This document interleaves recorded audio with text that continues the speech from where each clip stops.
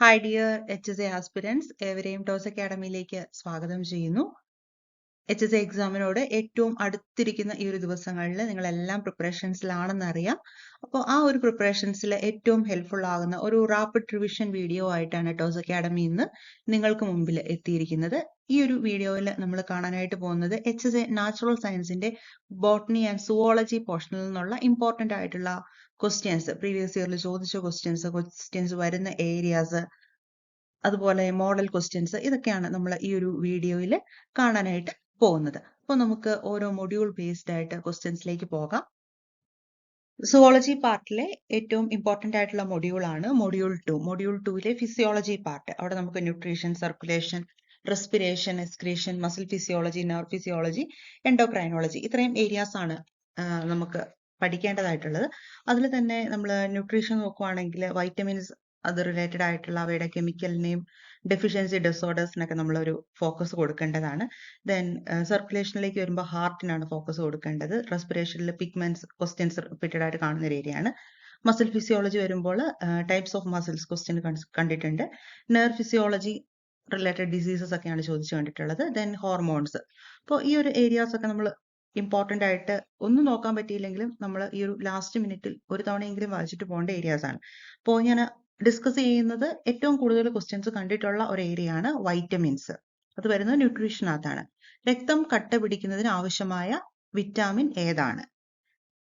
പല ഓപ്ഷൻസ് ഇവിടെ തന്നിട്ടുണ്ട്. നമുക്ക് ഒരു പോർഷൻസ് ഒന്ന് പഠിച്ചതിന് ശേഷം ഇതിന്റെയൊക്കെ ആൻസേഴ്സിലേക്ക് വരാം. ദെൻ അടുത്തൊരു ക്വസ്റ്റ്യൻ, പെർനീഷ്യസ് അനീമിയയ്ക്ക് കാരണം എന്താണ്? ഓക്കെ, അപ്പോൾ ഇവിടെ വൈറ്റമിൻസ് റിലേറ്റഡ് ആയിട്ടുള്ള വൈറ്റമിൻസിന്റെ ഫങ്ഷൻസ് റിലേറ്റഡ് ആയിട്ട് ക്വസ്റ്റ്യൻസ് കണ്ടിട്ടുണ്ട്. അതുപോലെ ഡെഫിഷ്യൻസി, വൈറ്റമിൻ ഡെഫിഷ്യൻസി റിലേറ്റഡ് ആയിട്ടും ക്വസ്റ്റ്യൻസ് കണ്ടിട്ടുണ്ട്. ഓക്കെ, അപ്പൊ നമുക്ക് ഇതെല്ലാം ഇൻക്ലൂഡഡ് ആയിട്ടുള്ള ഒരു ടേബിൾ ബേസിൽ നമുക്ക് പഠിക്കാം. വൈറ്റമിൻസും അവയുടെ ഡെഫിഷ്യൻസി ഡിസീസസും. ജീവകം എ, വൈറ്റമിൻ എ, അതിന്റെ ശാസ്ത്രനാമം എന്നുള്ളത് റെറ്റിനോൾ ആണ്. റെറ്റിനോൾ.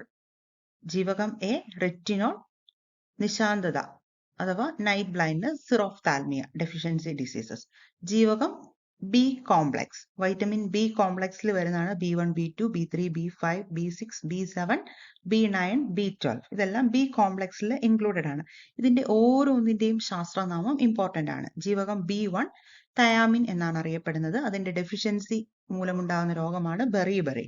ദെൻ ജീവകം B2 റൈബോഫ്ലാവിൻ, ഡെഫിഷ്യൻസി ഡിസീസ് ആണ്, ത്വക്ക് വിണ്ടു കീറുന്ന രോഗം. ജീവകം B3 നിയാസിൻ, പെല്ലഗ്ര ആണ് ഡെഫിഷ്യൻസി ഡിസീസ്. ജീവകം B5 പാത്തോതെനിക് ആസിഡ്. ദെൻ ജീവകം B6 പെറിഡോക്സിൻ, അനീമിയ ആണ് ഡെഫിഷ്യൻസി ഡിസോർഡർ. ജീവകം B7 ബയോട്ടിൻ, നാഡി തകരാറുകളാണ് ഇതിന്റെ അപര്യാപ്തത രോഗമായിട്ട് വരുന്നത്. ജീവകം B9 ഫോളിക് ആസിഡ്, അനീമിയ, ജനന വൈകല്യങ്ങൾ. ജീവകം B12 കൊബാലമിൻ, പെർനീഷ്യസ് അനീമിയ. അപ്പോൾ നമ്മൾ മുമ്പേ കണ്ട ഒരു ക്വസ്റ്റിന്റെ ആൻസർ ആണ്. അതും നമ്മുടെ HSA എക്സാമിൽ തന്നെ ചോദിച്ച ക്വസ്റ്റ്യൻ ആണ്. അപ്പോ പെർനീഷ്യസ് അനീമിയയ്ക്ക് കാരണം എന്താണ്? പെർനീഷ്യസ് അനീമിയയ്ക്ക് കാരണം ജീവകം B12ന്റെ കുറവാണ്. ജീവകം B12ന്റെ കുറവാണ്. ദെൻ ജീവകം സി അറിയപ്പെടുന്നത് ascorbic acid, vitamin C, ascorbic acid, deficiency disorder, scurvy. Then ജീവകം ഡി കാൽസിഫെറോൾ എന്നാണ് അതിന്റെ ശാസ്ത്രനാമം വരുന്നത്. റിക്കറ്റ്സ് ആണ് അപര്യാപ്തത രോഗം. ദെൻ ജീവകം ഇ ടോക്കോഫെറോൾ, വന്ധ്യത, ഇൻഫെർട്ടിലിറ്റി. ദെൻ ജീവകം കെ ഫൈലോക്വിനോൺ, രക്തം കട്ടപിടിക്കാത്ത അവസ്ഥ. അപ്പൊ രക്തം കട്ടപിടിക്കാൻ സഹായിക്കുന്നത് ഏതാണ്? ജീവകം കെ ആണ്. അതുപോലെ തന്നെ വൈറ്റമിൻസ് റിലേറ്റഡ് ആയിട്ട് ഏറ്റവും ബേസിക് ആയിട്ട് അറിയേണ്ടത് അത് വാട്ടർ സോലുബിൾ ആണോ ഫാറ്റ് സോലുബിൾ ആണോ എന്നുള്ളൊരു കാര്യമാണ്. അപ്പോൾ അതിന്റെ ബേസിൽ നമുക്കൊന്ന് ക്ലാസിഫൈ ചെയ്യണം. ഇതും ഇമ്പോർട്ടന്റ് ആയിട്ടുള്ള ഒരു ഏരിയ ആണ്. ജലത്തിൽ ലയിക്കുന്ന വിറ്റാമിനുകൾ vitamin B complex, vitamin C, ഇവ ശരീരത്തിൽ സംഭരിക്കപ്പെടാതെ മൂത്രത്തിലൂടെ പുറത്താക്കപ്പെടുന്ന വൈറ്റമിൻസ് ആണ്. അതിന് ഉദാഹരണങ്ങളാണ് thiamine, riboflavin, niacin, folic acid, ascorbic acid, vitamin C. Okay, then കൊഴുപ്പിൽ ലയിക്കുന്ന വൈറ്റമിൻസ് ആണ് vitamin A, D, E, K. അപ്പോൾ നമ്മൾ കാഡി എന്നോർക്കുക. Vitamin K, vitamin A, vitamin D, vitamin E. Okay, then vitamin എന്നുള്ള പദം ആദ്യമായിട്ട് യൂസ് ചെയ്ത് യൂസ് ചെയ്തത് കാസിമിർ ഫങ്ക് ആണ്. അപ്പോൾ ഇത് ഏറ്റവും ഇമ്പോർട്ടന്റ് ആയിട്ടുള്ള PSC റിപ്പീറ്റഡ് ആയിട്ട് ക്വസ്റ്റ്യൻസ് ചോദിക്കുന്ന ഒരു ഏരിയ ആണ്. വൈറ്റമിൻസ്, അത് റിലേറ്റഡ് ആയിട്ടുള്ള ഡെഫിഷ്യൻസി ഡിസോർഡേഴ്സ്, അതിന്റെ ശാസ്ത്രനാമം. ഓക്കെ, ഈ ഒരു ഏരിയ ഇമ്പോർട്ടന്റ് ആണ്. നമ്മൾ ഒരു കാരണവശാലും ഒഴിവാക്കാൻ പാടില്ലാത്തൊരു ഏരിയ ആണ്. അപ്പോൾ നമുക്ക് ഇതിന്റെ ആൻസേഴ്സിലേക്കൊക്കെ പോയാലോ? കുറെ ക്വസ്റ്റ്യൻസ് ഒക്കെ നമുക്കൊന്ന് പ്രാക്ടീസ് ചെയ്താലോ? ഓക്കെ, രക്തം കട്ട പിടിക്കുന്നതിന് ആവശ്യമായിട്ടുള്ള വിറ്റാമിൻ ഏതാണ്? അപ്പൊ ഇതിന്റെ ആൻസർ എന്താണ് വരുന്നത്? രക്തം കട്ട പിടിക്കാതിരിക്കാൻ കാരണം എന്തിന്റെ ഡെഫിഷ്യൻസിയാണ്? വൈറ്റമിൻ കെയുടെ ഡെഫിഷ്യൻസിയാണ്. അപ്പൊ കട്ട പിടിക്കാൻ ആവശ്യമായിട്ടുള്ളത് വൈറ്റമിൻ കെ. ഓപ്ഷൻ ഡി ആണ് റൈറ്റ് ആയിട്ടുള്ള ആൻസർ. അടുത്തൊരു ക്വസ്റ്റ്യൻ, പെർനീഷ്യസ് അനീമിയയ്ക്ക് കാരണം വൈറ്റമിൻ B12ന്റെ കുറവ്. ഇവിടെയും ഓപ്ഷൻ ഡി ആണ് ആൻസർ ആയിട്ട് വരുന്നത്. അപ്പോൾ ഇത് രണ്ടും PSC 2 വർഷങ്ങളിലായിട്ട് ചോദിച്ച ക്വസ്റ്റ്യൻ ആണ്. HSC നാച്ചുറൽ സയൻസ് എക്സാമിൽ തന്നെ ചോദിച്ചിട്ടുള്ള ക്വസ്റ്റ്യൻസ് ആണ്. അപ്പോൾ നമുക്ക് അടുത്തൊരു ക്വസ്റ്റ്യനിലേക്ക് പോകാം. ജലത്തിൽ ലയിക്കുന്ന വിറ്റാമിനുകൾ ചുവടെ കൊടുത്തിരിക്കുന്നതിൽ ഏതാണ്? ജലത്തിൽ ലയിക്കുന്നവ ഏതൊക്കെയാണ്? ഓക്കെ, ഇതിൽ ഏതൊക്കെയാണ് ജലത്തിൽ ലയിക്കുന്ന വിറ്റാമിനുകൾ? Vitamin B complex, vitamin C, ഇതാണ് ജലത്തിൽ ലയിക്കുന്നത്. ദെൻ ഫാറ്റ് സോലുബിൾ ആയിട്ടുള്ള വിറ്റാമിൻസ് ഏതൊക്കെയാണ്? KA, DE. ഫാറ്റ് സോലുബിൾ ആയിട്ടുള്ളത് KA, DE വൈറ്റമിൻസ്. ഓക്കെ, അടുത്തൊരു ക്വസ്റ്റ്യന്റെ ആൻസർ നിങ്ങൾ കമന്റ് ബോക്സിൽ ആഡ് ചെയ്യുക കേട്ടോ. വൈറ്റമിൻ ഇയുടെ രാസനാമം എന്താണ്? ശാസ്ത്രീയ നാമം എന്താണ്? വൈറ്റമിൻ ഇയുടെ രാസനാമം എന്താണ്? Niacin, riboflavin, tocopherol, thiamine. ഇതിലേതാണ് വൈറ്റമിൻ ഇയുടെ രാസനാമം? അപ്പോൾ നിങ്ങൾ പഠിക്കുമ്പോൾ ഓരോന്നിന്റെയും രാസനാമവും അതിന്റെ ഡെഫിഷ്യൻസി ഡിസോർഡേഴ്സും നോക്കി തന്നെ പോവുക. അപ്പോൾ ഇതിന്റെ ആൻസേഴ്സ് കമന്റ് ബോക്സിൽ ആഡ് ചെയ്യുക.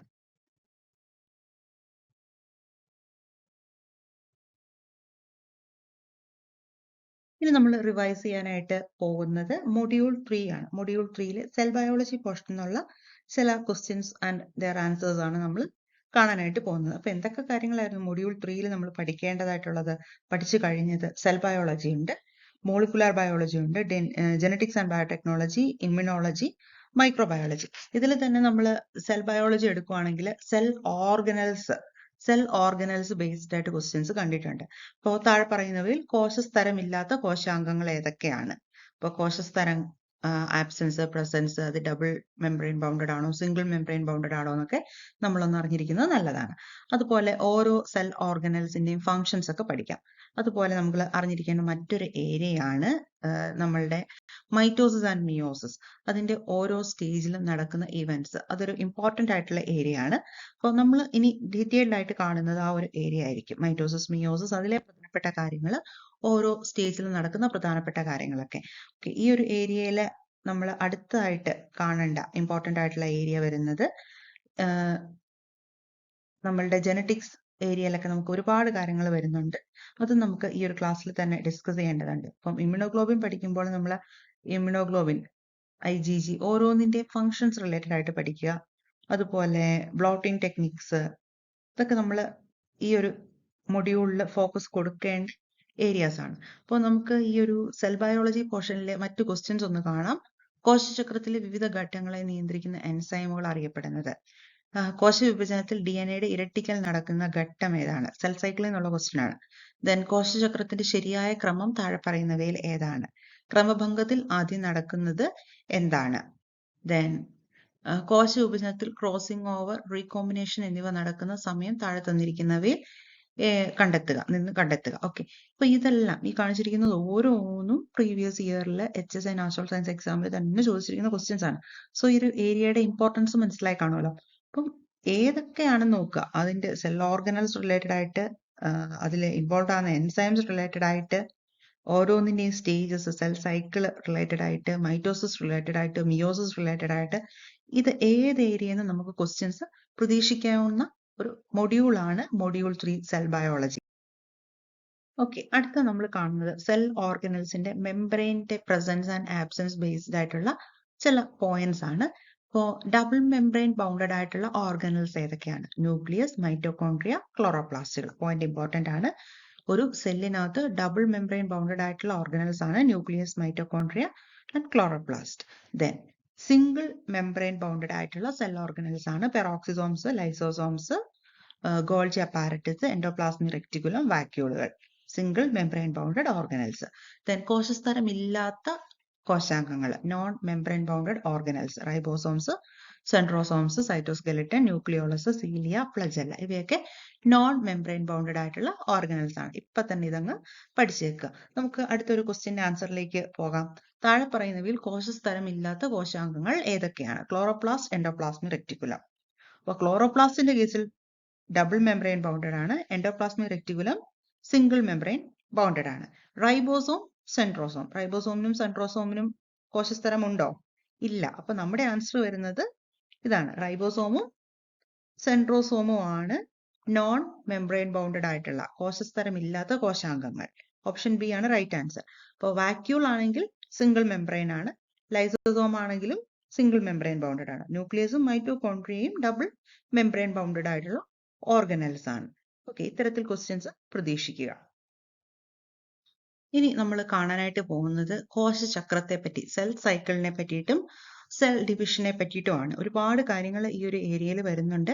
അപ്പം ഏറ്റവും ഇമ്പോർട്ടൻ്റ് ആയിട്ടുള്ള പോയിന്റ് ബൈ പോയിന്റ് ആയിട്ടാണ് ഞാൻ റിവൈസ് ചെയ്യാന്ന് ഉദ്ദേശിക്കുന്നത്. അപ്പോൾ കോശത്തെക്കുറിച്ചുള്ള പഠനം എന്താണ്? സൈറ്റോളജി. സൈറ്റോളജിയുടെ പിതാവാണ് റോബർട്ട് ഹുക്ക്. ദെൻ സസ്യശരീരം കോശങ്ങളാൽ നിർമ്മിക്കപ്പെട്ടിരിക്കുന്നു എന്ന് പറഞ്ഞത് ആരാണ്? ഷ്വീഡനാണ്. ദെൻ ജന്തുശരീരം കോശങ്ങളാൽ നിർമ്മിക്കപ്പെട്ടിരിക്കുന്നു എന്ന് പറഞ്ഞത് ഷ്വാനാണ്. അപ്പോൾ ഇതാണല്ലോ കോശ സിദ്ധാന്തത്തിന്റെ ഇതിൽ വരുന്നത്. അപ്പൊ കോശ സിദ്ധാന്തം ആവിഷ്കരിച്ചത് സ്വീഡൻ ആൻഡ് ഷ്വാനാണ്. കോശ സിദ്ധാന്തം ആവിഷ്കരിച്ചത് സ്വീഡൻ ആൻഡ് ഷ്വാനാണ്. അപ്പോ ഇനി നമ്മൾ സെൽ സൈക്കിളിലേക്ക് പോകാം. അപ്പോൾ ഈ ഒരു സെൽ സൈക്കിളിന് രണ്ട് ഘട്ടങ്ങളാണുള്ളത്, ഇന്റർഫേസും എം ഫേസും. ഇന്റർഫേസും എം ഫേസും. എം ഫേസ് എന്ന് പറയുമ്പോൾ ഡിവിഷൻ ഫേസ്, കോശവിഭജനത്തിന്റെ യഥാർത്ഥ വിഭജന കാലമാണ് എം ഫേസ്. ഇന്റർഫേസ് എന്നുള്ളത് തയ്യാറെടുപ്പ് കാലഘട്ടമാണ്. കോശവിഭജനത്തിന്റെ തയ്യാറെടുപ്പ് ഘട്ടമാണ് ഇന്റർഫേസ്. ഈ ഒരു ഇന്റർഫേസിന് 3 സബ് ഡിവിഷൻസ് ആണുള്ളത്, G1S, G2. G1S, G2. G1S, G2. അപ്പോൾ ഇന്റർഫേസിൽ നടക്കുന്ന പ്രധാനപ്പെട്ട ഇവന്റ്സ് എന്തൊക്കെയാണ്? കോശാംഗങ്ങളുടെ എണ്ണം വർദ്ധിക്കുന്നുണ്ട്, കോശദ്രവ്യത്തിന്റെ അളവ് കൂടുന്നുണ്ട്, കോശത്തിന്റെ സൈസ് കൂടുന്നു. അതുപോലെ എസ് ഫേസിൽ DNA റെപ്ലിക്കേറ്റ് ചെയ്യുന്നു, ജനിതക വസ്തു ഇരട്ടിയാകുന്നു. ഇതൊക്കെ നടക്കുന്നത് ഇന്റർഫേസിലാണ്. ഇന്റർഫേസിലാണ്. ദെൻ അടുത്തതാണ് എം ഫേസ്. അപ്പൊ എം ഫേസ് 2 ടൈപ്പാണ് വരുന്നത്. 2 ടൈപ്പ് ഓഫ് ഡിവിഷൻസ് വരുന്നുണ്ട്, മൈറ്റോസിസും മിയോസിസും. Mitosis and meiosis. ഇപ്പോൾ മൈറ്റോസിസ് നടക്കുന്നത് നമ്മളുടെ സൊമാറ്റിക് സെൽസിലാണ്. സൊമാറ്റിക് സെൽസ്, നമ്മുടെ നോർമൽ സെൽസിൽ നടക്കുന്ന ടൈപ്പ് ഡിവിഷൻ ആണ് മൈറ്റോസിസ്. അതായത് ഒരു സെല്ല് ഡിവൈഡ് ചെയ്ത് 2 സെല്ലാവുന്നു. ഒരു സെല്ല് ഡിവൈഡ് ചെയ്ത് 2 സെല്ലാവുന്നു. അവിടെ അതിന്റെ ക്രോമോസോം സംഖ്യയ്ക്കൊന്നും വ്യത്യാസം ഉണ്ടാവുന്നില്ല. അത് ഇക്വേഷണൽ ഡിവിഷൻ ആണ് സംഭവിക്കുന്നത്. ഓക്കെ, ഇക്വേഷണൽ ഡിവിഷൻ ആണ്, തുല്യഭാഗ വിഭജനമാണ് നടക്കുന്നത്. ക്ലിയർ ആണല്ലോ അല്ലേ? ദെൻ അടുത്തത് മിയോസിസ്. മിയോസിസ് നടക്കുന്നത് നമ്മളുടെ ജേം സെൽസിലാണ്. ജേം സെൽസിലാണ്. പ്രത്യുൽപാദന കോശങ്ങളിൽ നടക്കുന്ന ടൈപ്പ് സെൽ ഡിവിഷൻ ആണ് മിയോസിസ്. ഓക്കെ, ക്ലിയർ ആണല്ലോ അല്ലേ? അപ്പോൾ അവിടെ 2 ഡിവിഷൻ വരുന്നുണ്ട്, മിയോസിസ് 1ഉം മിയോസിസ് 2ഉം ഉണ്ട്. ഇപ്പോൾ മൈറ്റോസിസിൽ 2 ഡോട്ടർ സെൽസ് ആണ് ഉണ്ടാകുന്നത് ഒരു ഡിവിഷനിലൂടെ. മിയോസിസിൽ ഒരു ഡിവിഷനിൽ 4 ഡോട്ടർ സെൽസ് ആണ് ഫോം ചെയ്യുന്നത്. ഓക്കെ, നമുക്ക് ഡീറ്റെയിൽസിലേക്ക് കടക്കാം. അപ്പോൾ എം ഫേസ് എന്ന് പറയുമ്പോൾ ഓർക്കേണ്ടത് എന്താണ്? ഇവിടെ മെയിൻ ആയിട്ട് ന്യൂക്ലിയസിന്റെ ഡിവിഷനാണ്, മർമ്മത്തിന്റെ വിഭജനമാണ് നടക്കുന്നത്. അപ്പോൾ ഈ ഒരു പുത്രിക ക്രോമോസോമുകൾ വേർപിരിയുന്ന ആ ഒരു പ്രക്രിയനെയാണ് നമ്മൾ മർമ്മ വിഭജനം, കാരിയോകൈനസിസ് എന്ന് പറയുന്നത്. ഈ കാരിയോകൈനസിസിലാണ് നമ്മൾ 4 ഘട്ടങ്ങൾ, മൈറ്റോസിസിന്റെ 4 ഘട്ടങ്ങൾ, പ്രോഫേസ്, മെറ്റാഫേസ്, ആനാഫേസ്, സീലോഫേസ് വരുന്നത്. ഈ ഒരു മർമ്മ വിഭജനത്തിന് ശേഷം സൈറ്റോകൈനസിസ് നടക്കുന്നുണ്ട്, സൈറ്റോപ്ലാസത്തിന്റെ ഡിവിഷൻ, കോശദ്രവ്യ വിഭജനം നടക്കുന്നത് ഈ ഒരു മർമ്മ വിഭജനത്തിന് ശേഷമാണ്. അപ്പോൾ ഈ ഒരു മർമ്മ വിഭജനത്തിന്റെ 4 ഘട്ടങ്ങളാണ് prophase, metaphase, anaphase and telophase. അപ്പോൾ പ്രോഫേസിൽ നടക്കുന്ന പ്രധാനപ്പെട്ട കാര്യം എന്താണ്? ഇവിടെ ക്രോമോസോംസ് കണ്ടൻസ് ചെയ്യുന്നു. അതുപോലെ തന്നെ ഇന്റർഫേസിൽ വെച്ച് സെൻട്രോസോംസ് ഇരട്ടിച്ചിട്ടുണ്ടല്ലോ, അത് ഓപ്പോസിറ്റ് പോൾസിലേക്ക് മൂവ് ചെയ്യുന്നു. സ്പിൻഡിൽ ഫൈബേഴ്സ്, കീലതന്തുക്കൾ രൂപപ്പെട്ട് തുടങ്ങുന്നത് ഈ ഒരു പ്രോഫേസിലാണ്. കീലതന്തുക്കൾ രൂപപ്പെട്ട് തുടങ്ങുന്നത് ഈ ഒരു പ്രോഫേസിലാണ്. ഓക്കെ, അതുപോലെ തന്നെ ന്യൂക്ലിയോളസ് അഥവാ മർമ്മകം, മർമ്മസ്തരം ന്യൂക്ലിയർ മെംബ്രെയിൻ ഇവയൊക്കെ അപ്രത്യക്ഷമാകുന്നത് ഈ ഒരു പ്രോഫേസിലാണ്. അതിനുശേഷം വരുന്ന സ്റ്റേജ് ആണ് മെറ്റാഫേസ്. അപ്പോൾ ഈ ഒരു മെറ്റാഫേസിൽ എത്തുമ്പോഴേക്കും ഈ ഒരു ന്യൂക്ലിയർ മെംബ്രെയിൻ കംപ്ലീറ്റ്ലി ഡിസപ്പിയർ ആകുന്നു. ഈ ഒരു സ്പിൻഡിൽ ഫൈബേഴ്സ് ഒക്കെ വന്ന് ക്രോമസോമിന്റെ കൈനറ്റോകോറുമായിട്ട് ബന്ധിപ്പിക്കപ്പെടുന്നുണ്ട്. അതുപോലെ തന്നെ ഏറ്റവും ഇമ്പോർട്ടന്റ് ആയിട്ട് ഓർക്കുക, ഈ ഒരു മെറ്റാഫേസ് പ്ലേറ്റിൽ ക്രോമസോംസ് അലൈൻ ചെയ്ത് കാണപ്പെടുന്ന സ്റ്റേജ് ആണ് മെറ്റാഫേസ് എന്നുള്ളത്. ദെൻ അടുത്തതാണ് അനാഫേസ്. അപ്പോൾ അനാഫേസിൽ സംഭവിക്കുന്നത് ഈ ഒരു സെൻട്രോമിയർ വിഭജിക്കുകയും ക്രൊമാറ്റിഡുകൾ വേർപിരിയുകയും ചെയ്യുന്നു. അങ്ങനെ വേർപിരിച്ച് കഴിയുമ്പോൾ എന്താ സംഭവിക്കുക? ക്രൊമാറ്റിഡ്സ് ഓപ്പോസിറ്റ് പോൾസിലേക്ക് മൂവ് ചെയ്ത് തുടങ്ങും. Then telophase, last one telophase. അപ്പോൾ ഈ ടീലോഫേസ് സ്റ്റേജിൽ എത്തുമ്പോഴേക്കും ഈ സ്പിൻഡിൽ ഫൈബേഴ്സ് ക്രോമസോംസിനെ രണ്ട് സൈഡിലേക്കും രണ്ട് ധ്രുവങ്ങളിലേക്കും എത്തിച്ചു. ഇനി ആ എത്തിച്ച ക്രോമസോമുകളുടെ ചുറ്റിലുമായിട്ട് മർമ്മസ്തരം ന്യൂക്ലിയർ മെംബ്രെയിൻ ഫോം ചെയ്യുന്നു. അതുപോലെ തന്നെ മർമ്മകം nucleolus, Golgi bodies, endoplasmic reticulum ഇവയൊക്കെ ഫോം ചെയ്യുന്നു. ഇത്രയാണ് ഈ ഒരു മൈറ്റോസിസിൽ നടക്കുന്ന പ്രധാനപ്പെട്ട കാര്യങ്ങൾ. ഈ ഒരു മൈറ്റോസിസ് സ്റ്റേജ് കഴിഞ്ഞിട്ട് ഉടനെ സൈറ്റോകൈനസിസ് ആണ്. അപ്പോൾ സൈറ്റോകൈനസിസ് കോശദ്രവ്യത്തിന്റെ വിഭജനം. അത് പ്ലാന്റ് സെല്ലിലും ആനിമൽ സെല്ലിലും ഒക്കെ ഡിഫറെന്റ് ആണെന്ന് ഓർക്കുക. അപ്പോൾ ആനിമൽ സെല്ലിൽ എങ്ങനെയാണ്? ഈ ഒരു പ്ലാസ്മ സ്ഥലം ഉള്ളിലേക്ക് ചുരുങ്ങുന്നു. അതിനുശേഷം ഒരു ക്ലീവേജ് പോലെ ഫോം ചെയ്യുന്നു, ഒരു ക്ലീവേജ് ഫറോ ഫോം ചെയ്യുന്നു. ആ ഒരു രീതിയിലാണ് ആനിമൽസിൽ നടക്കുന്നത്. പ്ലാന്റ്സിന്റെ കേസിൽ വരുമ്പോഴേക്കും ഇവിടെ ഒരു പ്ലേറ്റ് ഫോം ചെയ്യുന്നു. ഓക്കെ, സെൽ പ്ലേറ്റുകൾ ഫോം ചെയ്തിട്ടാണ് പ്ലാന്റ്സിന്റെ കേസിൽ ഈ ഒരു കോശ വിഭജനം നടക്കുന്നത്. ഓക്കെ, ഇത്രയും കാര്യങ്ങൾ ക്ലിയർ ആണല്ലോ അല്ലെ? സെക്കൻഡ് ടൈപ്പ് ഓഫ് ഡിവിഷൻ ആണ് മിയോസിസ്, ഊനഭംഗം. അപ്പോൾ മിയോസിസ് നടക്കുന്നത് പ്രത്യുൽപാദന കോശങ്ങളിലാണ് മിയോസിസ് നടക്കുന്നത്. മിയോസിസ് എന്നുള്ള ടേം കൊണ്ടുവന്നത് ഫാർമർ ആൻഡ് മോർ ആണ്. ഇവിടെ വരുന്ന മാറ്റം എന്താണ്? ക്രോമസോം സംഖ്യ പകുതിയാകുന്നു. ക്രോമസോം സംഖ്യ പകുതിയാകുന്ന ടൈപ്പ് ഡിവിഷൻ ആണ് മിയോസിസ്. അതുപോലെ daughter cells, 4 daughter cells form ചെയ്യുന്നുണ്ട്. അപ്പൊ നമുക്ക് മൈറ്റോസിസ് ക്രമഭംഗമായിട്ടൊന്ന് കമ്പയർ ചെയ്താലോ? ക്രമഭംഗം നടക്കുന്നത് നമ്മുടെ സൊമാറ്റിക് സെൽസിലായിരുന്നു, ശരീരകോശങ്ങളിലായിരുന്നു. അവിടെ ക്രോമസോം സംഖ്യയ്ക്ക് മാറ്റം ഉണ്ടാകുന്നില്ല. 46 ക്രോമസോം സംഖ്യയുള്ള ഒരു സെല്ല് ഡിവൈഡ് ചെയ്ത് കഴിയുമ്പോൾ ഉണ്ടാകുന്ന ഡോട്ടർ സെൽസിലും 46 ക്രോമസോം സംഖ്യ തന്നെയായിരുന്നു.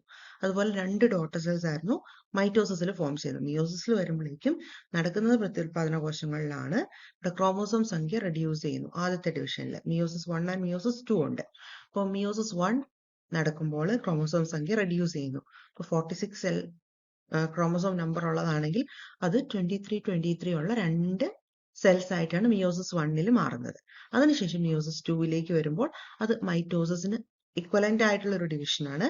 അങ്ങനെ ടോട്ടൽ 4 പുത്രികാ കോശങ്ങളാണ് ഫോം ചെയ്യുന്നത്. ഓക്കെ, ഇനി നമുക്ക് മിയോസിസ് 1 ആൻഡ് മിയോസിസ് 2 ഇടയിലുള്ള സ്റ്റേജ്, ഇത് അറിയപ്പെടുന്നത് ഇന്റർകൈനസിസ് എന്നാണ്. ഇന്റർകൈനസിസ് എന്നാണ് അറിയപ്പെടുന്നത്.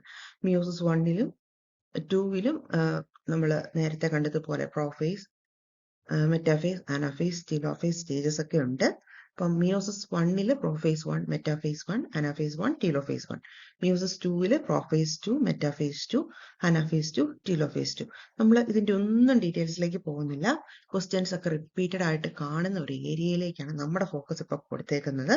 പ്രോഫേസ് 1, മിയോസിസ് 1 പ്രോഫേസ് 1 5 സ്റ്റേജസ് ഉണ്ട്. ലെപ്റ്റോട്ടീൻ, സൈഗോട്ടീൻ, പാക്കറ്റീൻ, ഡിപ്ലോട്ടീൻ, ഡയാകൈനസിസ്. ഈ 5 സ്റ്റേജസിലും നടക്കുന്ന ഈവൻസ് വളരെ ഇമ്പോർട്ടന്റ് ആണ്. റിപ്പീറ്റഡ് ക്വസ്റ്റ്യൻ വരുന്ന ഏരിയ കൂടിയാണ്. അപ്പോൾ ലെപ്റ്റോട്ടീൻ ക്രോമസോമുകൾ കുറുകി തടിച്ചുകൊണ്ടേയിരിക്കുന്ന ഒരു സ്റ്റേജ് ആണ്. ദെൻ സൈഗോട്ടീനിൽ വരുമ്പോഴേക്കും ഹോമോലോഗസ് ക്രോമസോംസ് പെയറിങ് ചെയ്യുന്നു. അതിനാണ് നമ്മൾ സിനാപ്സിസ് എന്ന് പറയുന്നത്. അങ്ങനെ സിനാപ്റ്റോമൽ കോംപ്ലക്സ് ഫോം ചെയ്യപ്പെടുന്നു. പാക്കറ്റീൻ സ്റ്റേജിലാണ് ക്രോസിംഗ് ഓവർ സംഭവിക്കുന്നത്. റീകോമ്പിനേഷൻ നടക്കുന്നത് ഈ ഒരു സ്റ്റേജിലാണ്. ദെൻ ഡിപ്ലോട്ടീൻ സ്റ്റേജിൽ ഹോമോലോഗസ് ക്രോമസോമുകൾ സെപ്പറേറ്റ് ചെയ്യാൻ തുടങ്ങുന്നു. കയസ്മാറ്റ കാണപ്പെടുന്നു. ദെൻ ഡയാകൈനസിസിൽ ക്രോമസോംസ് കംപ്ലീറ്റ്ലി കുറുകിത്തടിക്കുന്നു. കയസ്മാറ്റയും വേർപിരിയുന്നു. ഇത്രയും കാര്യങ്ങളാണ് ഈ ഒരു പ്രോഫേസ് 1 വരുന്ന 5 സബ് സ്റ്റേജസ്. ഇത് ഓർത്തിരിക്കാൻ വേണ്ടിയിട്ടുള്ള കോഡ് ഒരിക്കൽ കൂടി ഓർമ്മിപ്പിക്കുന്നു. ലെസ്സി പാഡി ഡയലാമോ. ലെസ്സിപാഡി, ഡൈലാമോ. അതാണ് പ്രോഫേസ് 1. അതിലെ 5 സ്റ്റേജസ് വളരെ ഇമ്പോർട്ടന്റ് ആണ് കേട്ടോ. നമ്മൾ പറഞ്ഞു ഇന്റർകൈനസിസ്. ഊനഭംഗം 1നും ഊനഭംഗം 2നും ഇടയിലുള്ള ഘട്ടമാണ് ഇന്റർകൈനസിസ് എന്ന് അറിയപ്പെടുന്നത്. മറ്റൊരു പ്രധാനപ്പെട്ട പോയിന്റ്, നമ്മൾ 2 ടൈപ്പ് ഡിവിഷൻ ഒക്കെ പഠിച്ചല്ലോ. ഈ ഒരു സെൽ സൈക്കിളിന്റെ കറക്റ്റ് ഓർഡർ എന്താണ്? സെൽ സൈക്കിളിന്റെ കറക്റ്റ് ഓർഡർ എന്നുള്ളത് G1S G2M ആണ്. G1S G2M. ഓക്കെ, ക്ലിയർ ആണല്ലോ. അപ്പോൾ ഇനി ചില ക്വസ്റ്റ്യൻസിലേക്കൊക്കെ നമുക്കൊന്ന് പോയാലോ. മറ്റൊരു പോയിന്റ് ഇവിടെ പറയാനുണ്ട്. കോശചക്രത്തിലെ വിവിധ ഘട്ടങ്ങളെ നിയന്ത്രിക്കുന്ന എൻസൈംസ്. ഓക്കെ, കോശചക്രത്തിലെ വിവിധ ഘട്ടങ്ങളെ നിയന്ത്രിക്കുന്ന എൻസൈംസ്. അപ്പൊ നമുക്കറിയാം, നമ്മളുടെ കോശചക്രം കൺസ്ട്രക്ട് ചെയ്യുമ്പോൾ അതിനകത്ത് പല ചെക്ക് പോയിന്റ്സുകളൊക്കെ ഉണ്ട്. Gap 1, gap 2, spindle assembly check point, അങ്ങനെ പല ചെക്ക് പോയിന്റ്സിലൊക്കെ പല എൻസൈംസും ആക്ട് ചെയ്യുന്നുണ്ട്. അതിൽ പ്രധാനപ്പെട്ട എൻസൈമാണ് കൈനേസ്, സൈക്ലിംഗ് ഡിപ്പെൻഡന്റ് കൈനേസ്. അപ്പൊ ഇവിടെ കറക്റ്റ് ആൻസർ സി ആണ് വരുന്നത്. ദെൻ അടുത്തത്, കോശവിഭജനത്തിൽ DNA ഇരട്ടിക്കൽ നടക്കുന്ന ഘട്ടം. ഇരട്ടിക്കൽ എവിടെയാണ് നടക്കുന്നത്? കോശവിഭജനത്തിൽ DNA ഇരട്ടിക്കൽ നടക്കുന്നത് എസ് ഫേസിലാണ്, സിന്തസിസ് ഫേസിലാണ്, സിന്തറ്റിക് ഘട്ടത്തിലാണ്. അപ്പൊ ഇവിടെ ബി ആണ് ആൻസർ വരുന്നത്. കോശചക്രത്തിന്റെ ശരിയായ ക്രമം താഴെ പറയുന്നവയിൽ ഏതാണ്? G1S G2M. G1S G2M. അപ്പോൾ സി ആണ് കറക്റ്റ് ആയിട്ടുള്ള ആൻസർ. ദെൻ അടുത്തത്, ക്രമഭംഗത്തിൽ ആദ്യം നടക്കുന്നത് എന്ത്? മൈറ്റോസിസിൽ ആദ്യം നടക്കുന്നത് എന്താണ്? അപ്പോൾ മൈറ്റോസിസിലേക്ക് വരുമ്പോൾ മൈറ്റോസിസിന്റെ പ്രോഫേസിൽ നടക്കുന്ന കാര്യം ഇതിൽ തന്നിരിക്കുന്നതിൽ ഏതാണ്? സ്പിൻഡിൽ ഫൈബേഴ്സിന്റെ ഫോർമേഷൻ ആണ്, കിലതന്തുക്കളുടെ രൂപീകരണമാണ്. അപ്പൊ ഈ ഒരു രീതിയിലൊക്കെ ഈ ഒരു ഏരിയയിൽ നിന്ന് ധാരാളം ക്വസ്റ്റ്യൻസ് കണ്ടിട്ടുള്ളതാണ്. അപ്പോൾ ഈ ഏരിയയിൽ നിന്നുള്ള ഒരു ക്വസ്റ്റ്യന്റെ ആൻസർ നിങ്ങളൊന്ന് കമന്റ് ബോക്സിൽ കമന്റ് ചെയ്യണം കേട്ടോ. കോശവിഭജനത്തിൽ ക്രോസിംഗ് ഓവർ, റീകോമ്പിനേഷൻ എന്നിവ നടക്കുന്ന സമയം താഴെ തന്നിരിക്കുന്നവയിൽ നിന്ന് കണ്ടെത്തുക. ഓൾറെഡി നമ്മൾ മിയോസിസ് ഒക്കെ പറഞ്ഞല്ലോ. അപ്പൊ മിയോസിസിലെ പ്രോഫേസ് 1ലെ ഏത് സ്റ്റേജിലാണ്? മിയോസിസിലെ ഊനഭംഗത്തിലെ പ്രോഫേസ് 1ലെ 5 ഘട്ടങ്ങളുണ്ടല്ലോ, അത് ഏത് സ്റ്റേജിൽ വെച്ചിട്ടാണ് ക്രോസിംഗ് ഓവറും റീകോമ്പിനേഷനും നടക്കുന്നത്? ഇതിന്റെ ആൻസർ ഒന്ന് കമന്റ് ബോക്സിൽ കമന്റ് ചെയ്യണം കേട്ടോ. ഇവിടെ ലെപ്റ്റോട്ടിമ, പാക്കറ്റിനിമ, ഡയക്കാനസിസ്, ടീലോഫേസ് എന്നൊക്കെ തന്നിട്ടുണ്ട്. അപ്പൊ അതിന്റെ ആൻസർ ഒന്ന് കമന്റ് ചെയ്തേക്കാം. അടുത്തായിട്ട് നമ്മൾ റിവൈസ് ചെയ്യുന്നത് ജെനറ്റിക്സ് പാർട്ടാണ്. അപ്പോൾ നമ്മുടെ സിലബസിൽ 2 മൊഡ്യൂൾസിലായിട്ടാണ് ജെനറ്റിക്സ് കയറി വരുന്നത്, മൊഡ്യൂൾ 3 ആൻഡ് മൊഡ്യൂൾ 7. 3ൽ നമ്മൾ ക്രോമസോമൽ അനോമലീസ്, അതുപോലെ ബയോകെമിക്കൽ ജെനറ്റിക്സ് ഒക്കെ പഠിക്കുന്നു.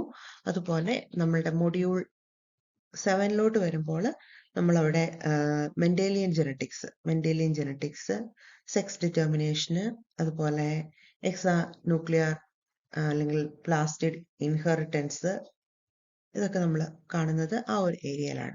അപ്പോൾ ഇതിലെ തന്നെ ഏറ്റവും കൂടുതൽ ക്വസ്റ്റ്യൻസ് കണ്ടിട്ടുള്ള ഏരിയ ആണ് നമ്മൾ റിവൈസ് ചെയ്യുന്നത്. ഓക്കെ, ഈ ഒരു ക്വസ്റ്റ്യൻ നോക്കി. എഡ്വേർഡ് സിൻഡ്രോം ക്രോമസോം നമ്പർ ഡാഷിന്റെ ട്രൈസോമി മൂലമാണ് ഉണ്ടാവുന്നത്.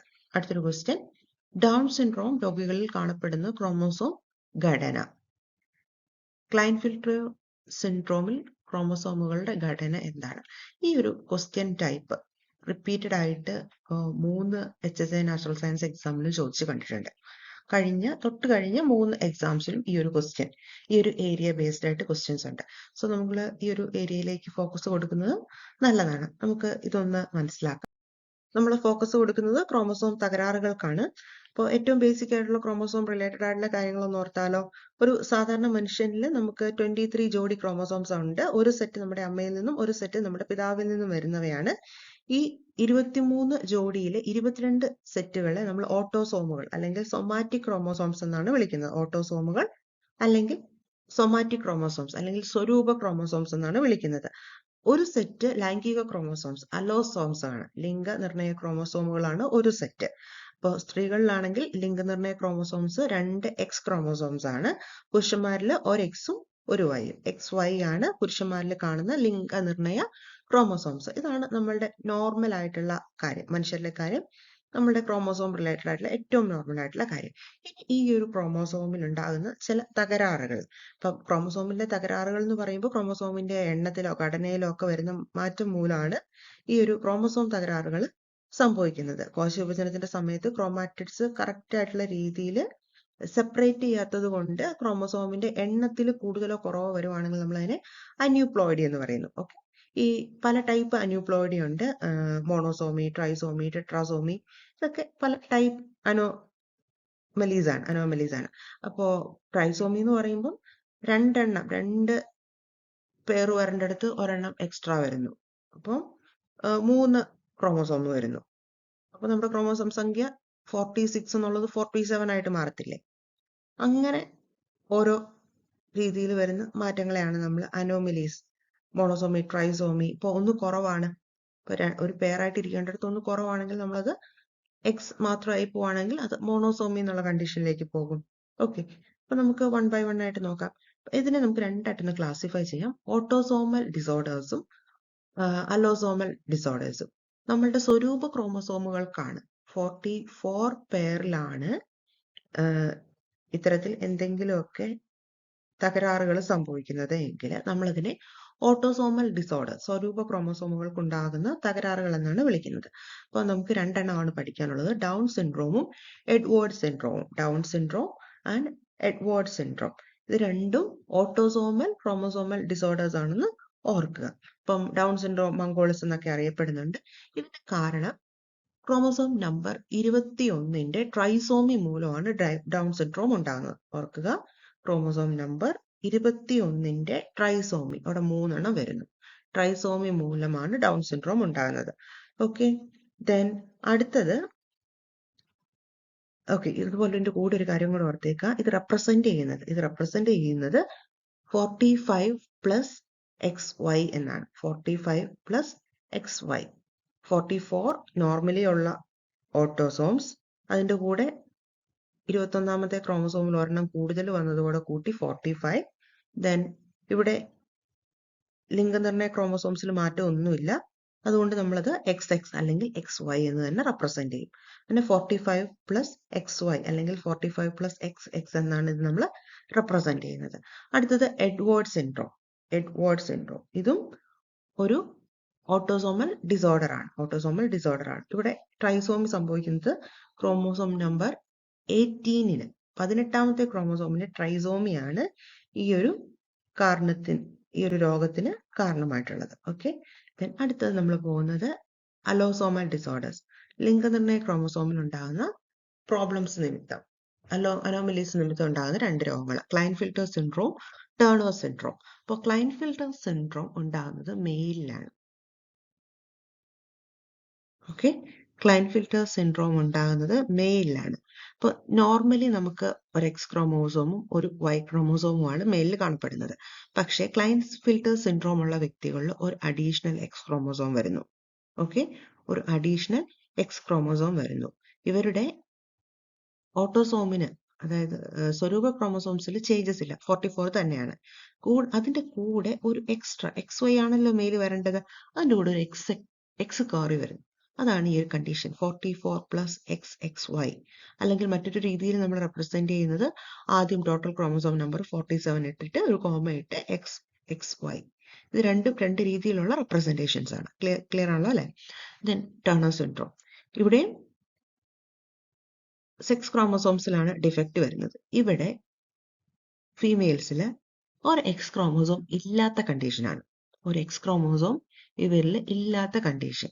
സാധാരണ എങ്ങനെയാണ് ഫീമെയിൽസ് 44 പ്ലസ് XX ആണല്ലോ ഫീമെയിൽസ്. ഇവിടെ ആ ഒരു XX ഒരു X ഇല്ലാതെ പോകുന്നു. അപ്പൊ നമ്മൾ എങ്ങനെയാണ് റെപ്രസെന്റ് ചെയ്യുന്നത്?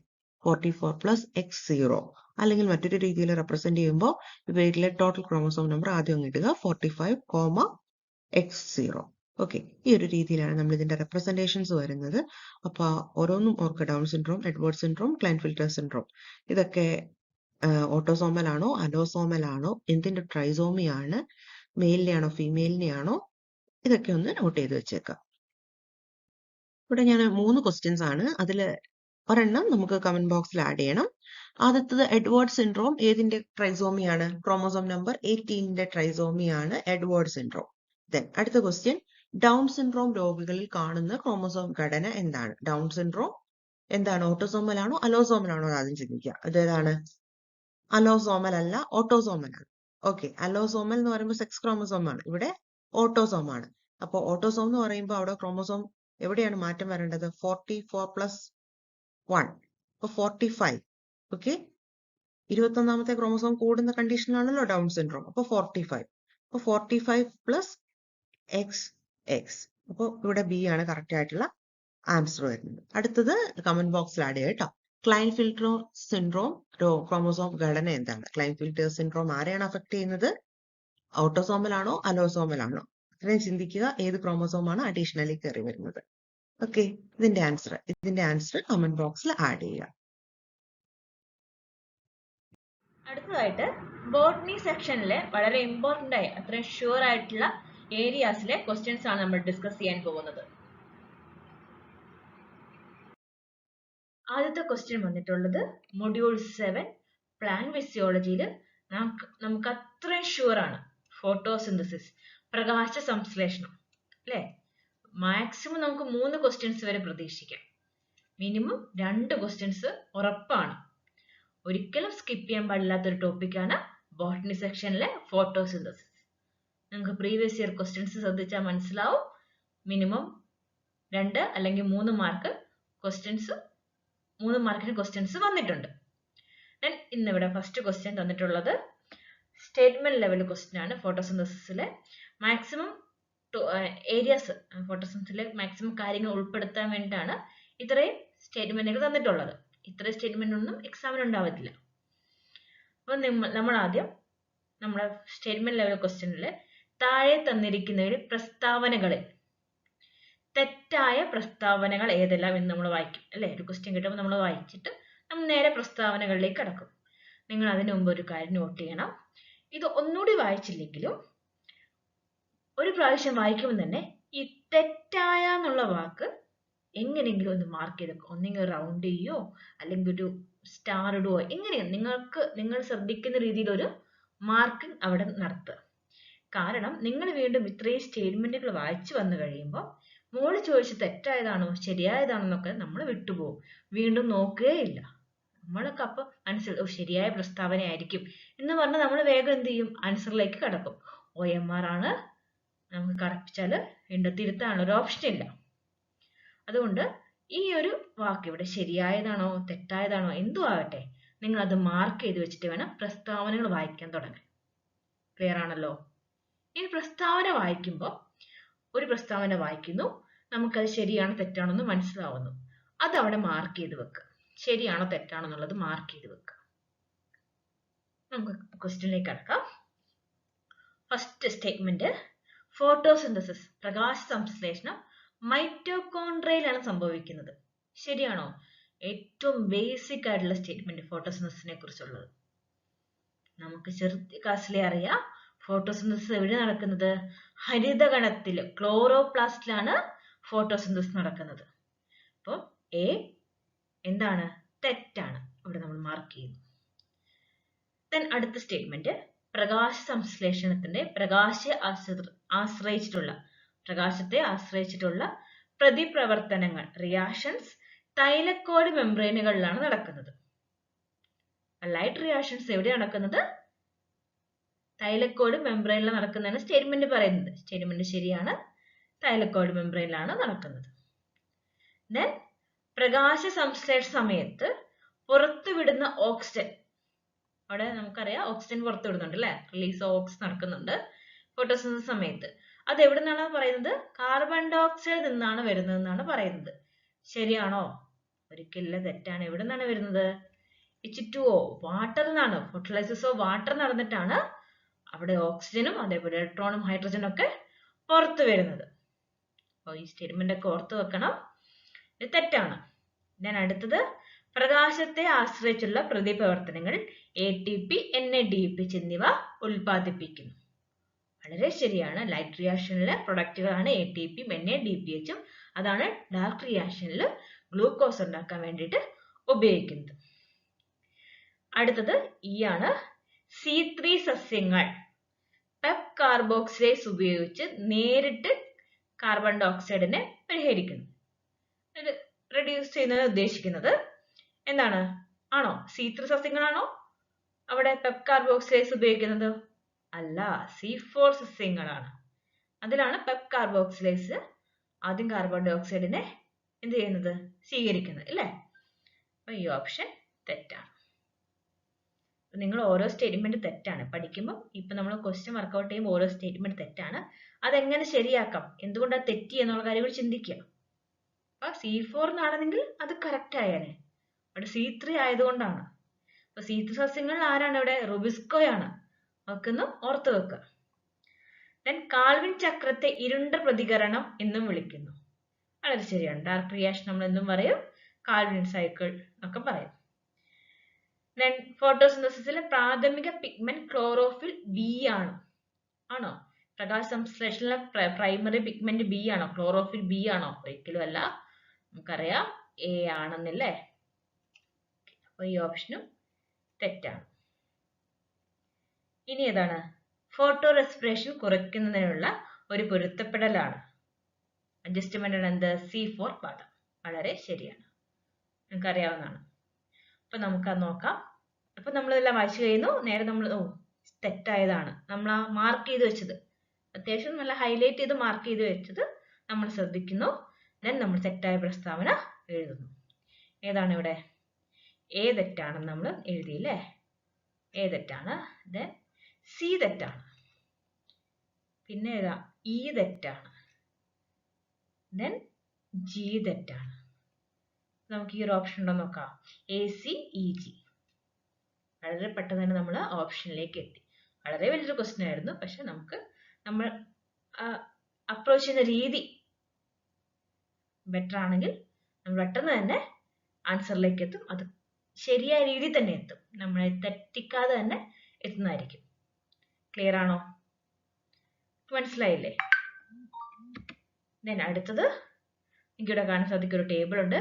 ചാക്രിക ഫോട്ടോഫോസ്ഫോറിലേഷൻ, ചാക്രികമല്ലാത്ത ഫോട്ടോഫോസ്ഫോറിലേഷൻ. അറിയാലോ, ലൈറ്റ് റിയാക്ഷനിലെ കാര്യമാണ് പറയുന്നത്. ഞാൻ ഈ ടേബിൾ നിങ്ങളൊന്ന് പഠിക്കുക, വളരെ ഇമ്പോർട്ടൻ്റ് ആണ്. രണ്ടാമത്തെ ക്വസ്റ്റ്യൻ വന്നിട്ടുള്ളത് നമ്മൾ നേരത്തെ പറഞ്ഞ ടേബിളിനെ ബേസ് ചെയ്തിട്ടുള്ള ക്വസ്റ്റ്യൻ ആണ്. ദെൻ ഈ ഒരു ക്വസ്റ്റ്യൻ നിങ്ങൾക്ക് വർക്കൗട്ട് ചെയ്യാനുള്ളതാണ്. ആ ടേബിൾ പഠിക്കുക. ദെൻ ഇത് വർക്കൗട്ട് ചെയ്ത് ഇതിന്റെ ആൻസർ നിങ്ങൾക്ക് കമന്റ് സെക്ഷനിൽ ഇടാവുന്നതാണ്. അടുത്ത ക്വസ്റ്റ്യൻ വന്നിട്ടുള്ളത് module 7 plan physiology, topic phyto hormone, plan hormones. വളരെ ഇമ്പോർട്ടൻ്റ് ആണ് ഈ ഒരു ഏരിയ. ഇവിടെ വീണ്ടും തന്നിരിക്കുന്നത് സ്റ്റേറ്റ്മെന്റ് ലെവൽ ക്വസ്റ്റ്യൻസ് ആണ്. താഴെ തന്നിരിക്കുന്നതിൽ പ്രസ്താവനകൾ തെറ്റായ പ്രസ്താവന നോട്ട് ചെയ്യുക. തെറ്റായ പ്രസ്താവന ഏതെല്ലാം എന്നാണ് ചോദിച്ചിരിക്കുന്നത്. മൂന്നാമത്തെ ക്വസ്റ്റ്യൻ ആണിത്. നമുക്ക് ഓരോന്ന് നോക്കാം. ജിബറിനുകൾ വിത്ത് മുളയ്ക്കുന്നതിനെ തടയുന്നു. നിങ്ങൾ എല്ലാവരും ഈ ഒരു ടോപ്പിക് പഠിച്ചു കഴിഞ്ഞായിരിക്കും. എന്താണ് ജിബറിനെ കുറിച്ച് പഠിച്ചിട്ടുള്ളത്? ജിബർലിക് ആസിഡ് അല്ലെ, ജി എന്നൊക്കെ പറയും.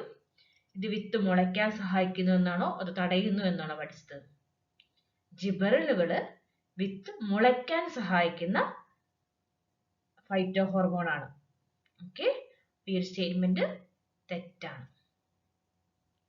ഇലകളിൽ വാർദ്ധക്യം പ്രോത്സാഹിപ്പിക്കുന്നതിന് സൈറ്റോകൈനുകൾ ഉത്തരവാദികളാണ്. ശരിയാണോ?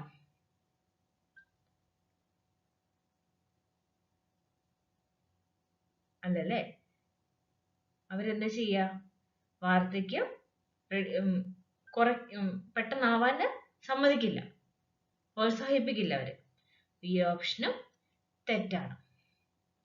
വാതക രൂപത്തിലുള്ള സസ്യ ഹോർമോണാണ് എത്തിലീൻ. വളരെ ഇമ്പോർട്ടൻ്റ് ആയ ഒരു സ്റ്റേറ്റ്മെന്റ് ആണ്. ഗ്യാഷ്യസ് ഫോമിലുള്ള സസ്യ ഹോർമോൺ ഏതാണ്? എത്തിലീൻ. ഇത് ശരിയാണ്.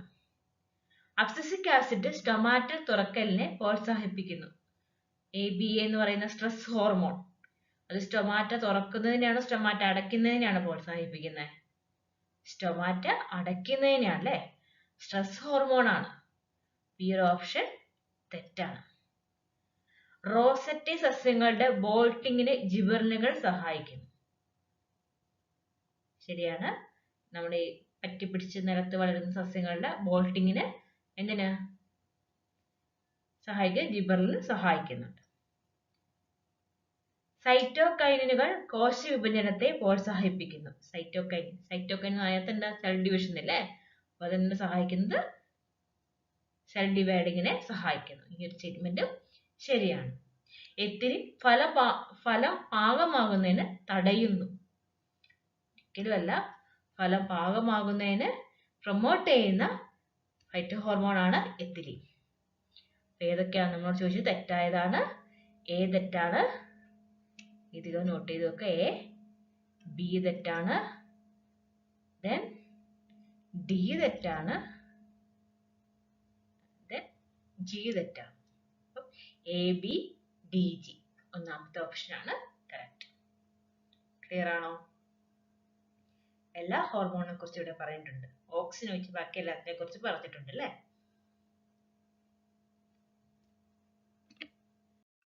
ഫൈറ്റോ ഹോർമോൺ എന്ന് തന്നെ ഒരു ക്വസ്റ്റ്യൻസ് ഉണ്ട് ഇവിടെ ഉൾപ്പെടുത്തിയിട്ടുണ്ട്. ചേരുംപടി ചേർക്കാനാണ്. ഹോർമോൺ അതിന്റെ പ്രവർത്തനം കൊടുത്തിട്ടുണ്ട് മാച്ച് ചെയ്യാൻ വേണ്ടി. ഓക്കെ, നിങ്ങൾക്ക് മാച്ച് ചെയ്യാൻ പറ്റും. നേരത്തെ പറഞ്ഞ കാര്യങ്ങൾ തന്നെ നോക്കിയിട്ട് തന്നെ, നേരത്തെ നമ്മൾ ഡിസ്കസ് ചെയ്ത ആ ക്വസ്റ്റ്യൻ ബേസ് ചെയ്തിട്ട് തന്നെ നമുക്ക് ഇവിടെ നമുക്കത് മാച്ച് ചെയ്യാൻ പറ്റുന്നതാണ്. നിങ്ങൾക്ക് ഇതിന്റെ ഓപ്ഷൻസ് ഏതാണ് കറക്റ്റ് ഓപ്ഷൻ ഉള്ളത് കമന്റ് ചെയ്യാവുന്നതാണ്. ഓക്കെ, വളരെ ഇമ്പോർട്ടൻ്റ് ആണ്. നിങ്ങൾ ഈ ഒരു ക്വസ്റ്റ്യൻസ് കൂടെ തന്നെ കടന്നു പോകുമ്പോൾ തന്നെ പഠിച്ച കാര്യങ്ങൾ ഓർക്കുകയും ചെയ്യും. അതേപോലെ തന്നെ വിട്ടുപോയ ചില ഭാഗങ്ങളൊക്കെ നമ്മളത് മൈൻഡിൽ വരും.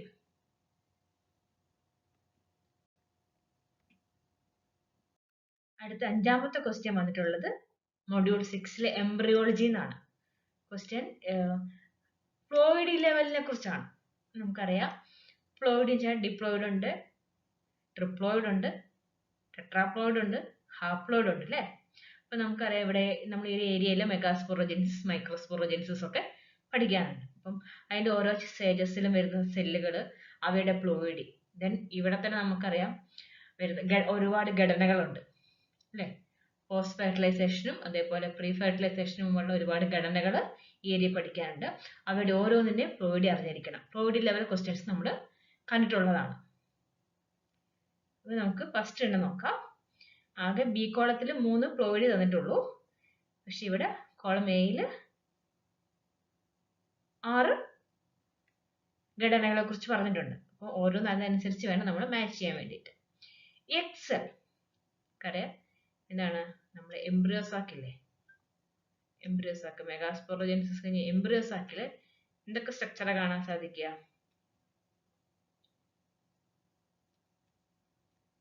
ഈ ഒരു സ്ട്രക്ചർ എല്ലാവർക്കും അറിയാവുന്നതാണ് അല്ലേ? അറിയാലോ.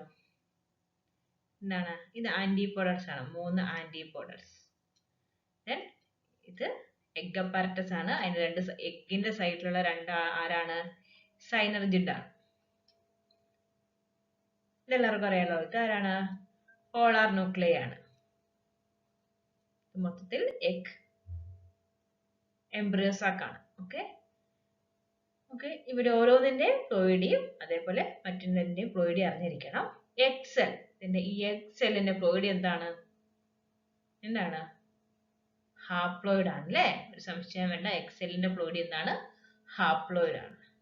അടുത്തത് മെഗാസ്പോർ മാതൃകോശം. പക്ഷെ മെഗാസ്പോറിന്റെ മാതൃകോശത്തിന്റെ പ്ലോയിഡി MMC, അതിന്റെ പ്ലോയിഡി എന്താണ്? അവിടെ മിയോസിസ് കഴിയുന്നതിന് മുമ്പുള്ള സ്റ്റേജ് ആണ് മാതൃകോശം. അതുകൊണ്ട് തന്നെ അതെന്തായിരിക്കും? ഡിപ്ലോയിഡ് ആയിരിക്കും. ഇത് കഴിഞ്ഞ് വരുന്ന മെഗാസ്പോർ ആണ് എന്തിൽ വരുന്നത്? ഹാപ്ലോയിഡ് ആയിട്ട് വരുന്നത്. മെഗാസ്പോർ മാതൃകോശം എന്താണ്? ഡിപ്ലോയിഡ് ആയിരിക്കും. അതേപോലെ മൈക്രോസ്പോർ മാതൃകോശം, പോളൻ ഗ്രെയിന്റെ നമ്മുടെ മൈക്രോസ്പോറിന്റെ മാതൃകോശം എന്താണ്? ഡിപ്ലോയിഡ് ആണ്. അത് സ്പോറോജീനസ് ടിഷ്യൂ ഡിപ്ലോയിഡ് ആണ്. അത് നമ്മുടെ മാതൃകോശത്തിന് മിയോസിസ് കഴിഞ്ഞ ശേഷമാണ് പിന്നീടാണ് ഹാപ്ലോയിഡ് സ്റ്റേജിലേക്ക് വരുന്നത്. ഫങ്ഷണൽ മെഗാസ്പോർ, നമുക്കറിയാം ഈ മെഗാസ്പോർ മാതൃകോശത്തിന് മിയോസിസ് സംഭവിച്ച് 4 മെഗാസ്പോർ ഉണ്ടാവും. അതിന് 3 ഡീജനറേറ്റ് ചെയ്തു പോകും. 1 മാത്രമാണ് ഫങ്ഷണൽ. അതാണ് ഈ എംബ്രിയോസാക്ക് ആയിട്ട് മാറുന്നത്. അവിടെ 3 മൈറ്റോട്ടിക് ഡിവിഷൻ നടന്നിട്ട് എന്ത് സംഭവിക്കും? എംബ്രിയോസാക്ക് ഫോം ചെയ്യും. 8 ന്യൂക്ലിയേറ്റ് 7 സെൽഡ് ആയിട്ടുള്ള എംബ്രിയോസാക്ക് ഫോം ചെയ്യും. അപ്പം ആ മെഗാസ്പോർ എന്താണ്? നമുക്കറിയാം മിയോസിസ് വന്നു കഴിഞ്ഞിട്ടുള്ള സ്റ്റേജ് ആണ്. അതുകൊണ്ട് തന്നെ അത് ഹാപ്ലോയിഡ് ആയിരിക്കും. സൈനർജിഡുകൾ സംശയമില്ല, ഹാപ്ലോയിഡ് ആണ്. Polar nucleus. ഒരു ന്യൂക്ലിയസ് ഹപ്ലോയിഡ്, അടുത്ത ന്യൂക്ലിയസ് ഹപ്ലോയിഡ്. ഓരോന്നും എന്താണ്? ഹാപ്ലോയിഡ് ആണ്. രണ്ടും കൂടി അല്ല ചോദിക്കുന്നത്, ഓരോന്നും ഇതെന്താണ്? ഹാപ്ലോയിഡ് ആണ്. എൻഡോസ്പേം നോട്ട് ചെയ്ത് വെക്കോ. ബീജാണ്ഡം, മലയാളത്തിൽ ബീജാണ്ഡം എന്നാണ് പറയുക. എന്താണ് ബീജാണ്ഡത്തിന്റെ? ബീജാണ്ഡം എങ്ങനെയാണ് ഇവിടെ ഉണ്ടാവുന്നത്? എന്തിന്റെ ഫലമായിട്ടായിരുന്നു? നമ്മുടെ ട്രിപ്പിൾ ഫ്യൂഷൻ അല്ലെ. ഡബിൾ ഫെർട്ടിലൈസേഷൻ എന്താണ്? സിംഗമിയും ട്രിപ്പിൾ ഫ്യൂഷനും ചേർന്നാണ് ഡബിൾ ഫെർട്ടിലൈസേഷൻ നമ്മൾ പറയുന്നത്. ട്രിപ്പിൾ ഫ്യൂഷന്റെ ഫലമായിട്ടാണ് എൻഡോസ്പേം ഉണ്ടാവുന്നത്. അറിയാലോ, ഒരു മെയിൽ ഗാമീറ്റ് ഈ പോളാർ ന്യൂക്ലിയ ആയിട്ട് ഇവിടെ അപ്പോ എത്ര എൻ ഉണ്ട്? എൻ മെയിൽ ഗാമീറ്റിന് വരുന്നത് എൻ എന്താവും? 3n. ഈ 3n ആണ് എൻഡോസ്പേം. ട്രിപ്ലോയിഡ് ആണ്. ഇവിടെ ഫോം ചെയ്യുന്ന പ്രൈമറി എൻഡോസ്പേം സെല്ല്, അതാണ് ന്യൂക്ലിയസ് ആണ് എന്തായിട്ട് മാറുന്നത്? എൻഡോസ്പേം ആയിട്ട് മാറുന്നത്. എൻഡോസ്പേമിന്റെ പ്ലോയിഡ് എന്താണ്? ട്രിപ്ലോയിഡ് ആണ്. ക്ലിയർ ആണോ? അപ്പൊ നമുക്ക് ഏതാ ഓപ്ഷൻ ശരി വരിക? A1 ആണ്, B2 ആണ്, C1 ആണ്. അപ്പം A1 ആണ്. അപ്പൊ ഈ ഓപ്ഷൻ തെറ്റാണ്, ഇതും തെറ്റാണ്. ഏതാണ്? ഓപ്ഷൻ 1 ആണ് കറക്റ്റ് ആൻസർ. ക്ലിയർ ആണോ? പ്ലോയിഡ് ലെവൽ അറിഞ്ഞിരിക്കണം. അപ്പൊ നമുക്കറിയാം, ഇനി ന്യൂസെല്ലസ് ഇല്ലേ, ന്യൂസെല്ലസിന്റെ ഒക്കെ പ്ലോയിഡ് എന്താണ്? 2n ആണ്. ന്യൂസെല്ലസിലെ ഒരു ന്യൂസെല്ലസ് സെല്ലാണ് എന്തായിട്ട് മാറുന്നത്? മെഗാസ്പോർ മാതൃകോശമായിട്ട് പ്രവർത്തിച്ച് അതിന് മിയോസിസ് സംഭവിച്ച് മെഗാസ്പോർ ഉണ്ടാവുന്നത്. ഓക്കെ, ഇതൊക്കെ വളരെ ഇമ്പോർട്ടന്റ് ഏരിയാസ് ആണ്, നോട്ട് ചെയ്ത് വെച്ച് പോവുക. അടുത്ത ഇമ്പോർട്ടന്റ് ഏരിയ ആണ് മൊഡ്യൂൾ 6-ലെ സിസ്റ്റമാറ്റിക്സ്. നമുക്ക് ഒരുപാട് പ്ലാന്റ് ഫാമിലീസിനെ കുറിച്ചൊക്കെ പഠിക്കാനുള്ള ഒരു ഏരിയ ആണ് അല്ലേ. അപ്പോൾ നിങ്ങൾ വളരെ എളുപ്പത്തിൽ ഇവിടെ ടേബിളൊക്കെ ആക്കി വെക്കുകയാണെങ്കിൽ വളരെ എളുപ്പമായിരിക്കും. കാരണം ഇത് മോർഫോളജിയോട് കണക്ട് ചെയ്തിട്ട് ക്വസ്റ്റ്യൻസ് വരാം. മോർഫോളജി ഏരിയയിലെ പ്ലാസന്റേഷൻ അതേപോലെ തന്നെ ഇൻഫ്ലോറസൻസ് കണക്ട് ചെയ്തിട്ട് ഇന്ന ഫാമിലിയിൽ ഏത് പ്ലാസന്റേഷൻ ആണ് അല്ലെങ്കിൽ ഇന്ന ഫാമിലിയിൽ ഏത് ഇൻഫ്ലോറസൻസ് ആണ് കാണുന്നത് എന്നൊക്കെ വെച്ചിട്ട് നമുക്ക് ക്വസ്റ്റ്യൻ വരാൻ ചാൻസ് ഉണ്ട്. അപ്പോൾ നിങ്ങൾ മാക്സിമം ഫാമിലി, പിന്നെ flower type, inflorescence, androecium, gynoecium, placentation, fruit, ഇവ ഒരു ടേബിൾ ആക്കി പഠിക്കുക. ഇപ്പം നമുക്ക് ആൻഡ്രീഷ്യത്തിലാണ് കേസരങ്ങൾ എങ്ങനെ അറേഞ്ച് ചെയ്തിരിക്കും ഓരോ ഫാമിലിയിൽ, ചിലതൊക്കെ പ്രത്യേകതയുണ്ട്, അത് നോട്ട് ചെയ്ത് പ്രത്യേകം പഠിക്കുക. അതേപോലെ ഗൈനീഷ്യത്തിൽ സുപ്പീരിയർ ഓവറി ആണോ ഇൻഫീരിയർ ഓവറി ആണോ, ആ ഓവറിയുടെ പൊസിഷൻ അനുസരിച്ച് എങ്ങനെയാണ് അറേഞ്ച് ചെയ്തിരിക്കുന്നത്, അതൊക്കെ നിങ്ങൾ നോട്ട് ചെയ്ത് വെക്കുക. അപ്പോകാർപ്പസ് ആണോ സിങ്കാർപ്പസ് ആണോ. അതേപോലെ പ്ലാസന്റേഷൻ വളരെ ഇമ്പോർട്ടൻ്റ് ആണ്. പ്ലാസന്റേഷൻ അറിഞ്ഞിരിക്കണം. ക്ലിയർ ആണോ? അപ്പോൾ ഇമ്പോർട്ടൻ്റ് ആയ കാര്യങ്ങളാണ് ഇപ്പം പറഞ്ഞിട്ടുള്ളത്. നമുക്ക് ഈ ഒരു ഏരിയയിൽ നിന്ന് ഒരു ക്വസ്റ്റ്യൻ ചെയ്ത് നോക്കാം.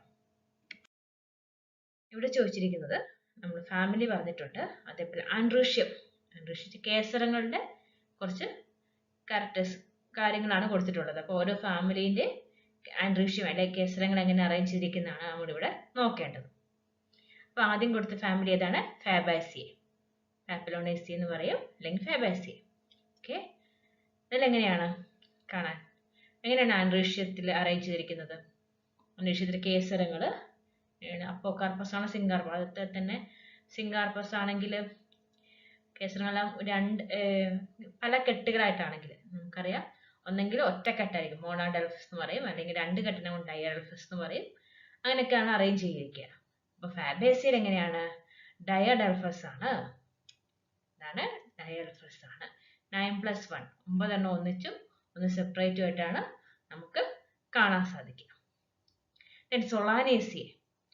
സൊളാനേസി അപ്പം നമുക്ക് A3 ആണ് വരുന്നത് അല്ലേ. A3 ഉള്ളത് മാത്രം നമുക്ക് സെലക്ട് ചെയ്യാൻ, ബാക്കിയൊക്കെ ഡിസ്കാർഡ് ചെയ്യാം. ഓക്കെ, ഇതിലേക്ക് ഫോക്കസ് ചെയ്താൽ മതി. ഇങ്ങനെ വേണം ആൻസർ ചെയ്യാൻ. സൊളാനേസി, ഈ സൊളാനേസി ഏതാണ്? സൊളാനേസിന്റെ പ്രത്യേകത ഏതാണ്? സൊളാനേസി എപ്പിപെറ്റാലസ് ആണ്. എപ്പിപെറ്റാലസ്, പെറ്റലിന്റെ മുകളിലാണ് കേസരങ്ങൾ അറേഞ്ച് ചെയ്തിട്ടുണ്ടാവുക. എന്താണ്? B1 ആണ്. ഓക്കെ, B1 ആണ്. ഇത് നമ്മൾ ഡിസ്കസ് ചെയ്ത് നമ്മൾ ആൻസറിലെത്തി. ബാക്കി നമുക്ക് നോക്കാം. ലില്ലിയസിന്റെ പ്രത്യേകത ആണ്? C2 കേസരങ്ങൾ 6 ആണ് സ്വതന്ത്രമായി 2 ചുഴികളായിട്ട് റിവേഴ്സ് ആയിട്ട് അറേഞ്ച് ചെയ്തിരിക്കുന്നത്. അപ്പൊ എന്താ പറയാ, ലില്ലിയേസിയയിൽ നമുക്കറിയാം, ലില്ലിപ്പൂവിലൊക്കെ എന്താ കാണുന്നത് എന്ന് പറഞ്ഞത് പെരിയാന്ത് സ്ട്രക്ചർ ആണ് അല്ലേ. നമ്മുടെ പെറ്റൽസും സെപ്പൽസും കമ്പൈൻ ചെയ്തിട്ടുള്ള പെരിയാന്ത് സ്ട്രക്ചർ ആണ് കാണാൻ സാധിക്കുക. ആ പെരിയാന്തിന്റെ മുകളിലാണ് കേസരങ്ങൾ ഉണ്ടാവുക. അതിനെന്ത് പറയും? എപ്പിഫില്ലസ് എന്ന് പറയും. ദെൻ മാൽവേസി എങ്ങനെയാണ്? മാൽവേസിയെ